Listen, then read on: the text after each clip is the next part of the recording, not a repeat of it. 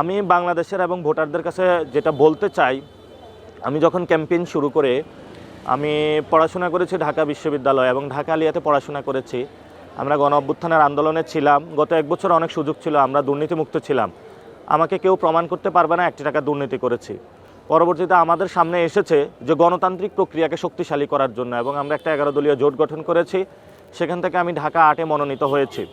কিন্তু যখনই আমার মনোনয়নের পরে শুনতে পেলাম যে এইখানের এক বর্ষিয়ান রাজনীতিবিদ, আমরা ওনাদের ভালো মনে করেছিলাম, ওনারা আমাদের চা নাস্তা বিরিয়ানি খাওয়ার দাওয়াত দিয়ে এখানে থ্রেট দিচ্ছেন আমাদেরকে, এবং ওনারা এখানে জমিদারি কায়েম করতে চাচ্ছেন। তো আমরা আজকে শহীদ ওসমান হাদী ভাই যেখানে হত্যাকাণ্ড হয়েছে, যেখানে ওনাকে গুলি করা হয়েছিল, ওই জায়গায় গিয়েছিলাম।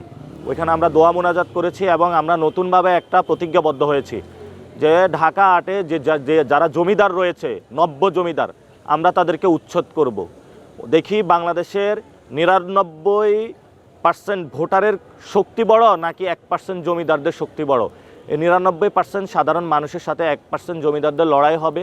আমাকে অনেকেই বলেছে 12 তারিখে যারা নিগৃহীত হয়েছে, নির্যাতিত হয়েছে, চাঁদাবাজির শিকার হয়েছে, বৈষম্যের শিকার হয়েছে, মাফিয়াতন্ত্রের শিকার হয়েছে, তাদের জনরায় তারা 12 তারিখে দিবে এইসব সন্ত্রাসীদের বিরুদ্ধে।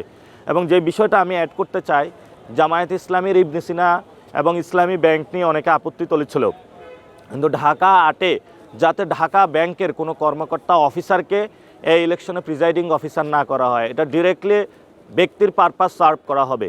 এজন্য আমি আহ্বান জানাবো নির্বাচন কমিশনকে, এটা নিউট্রাল রাখবেন। কোনো সন্ত্রাসী, কোনো চাঁদাবাজ, মাফিয়া গোষ্ঠীর কাছে এটা চাঁদা বর্গা দিবেন না।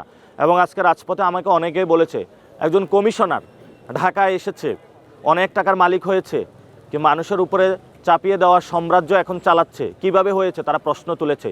এই প্রশ্নের আমরা সমাধান চাই, জনগণ চায় 12 তারিখে তারা এই প্রশ্নের সমাধান করবে ইনশাআল্লাহ।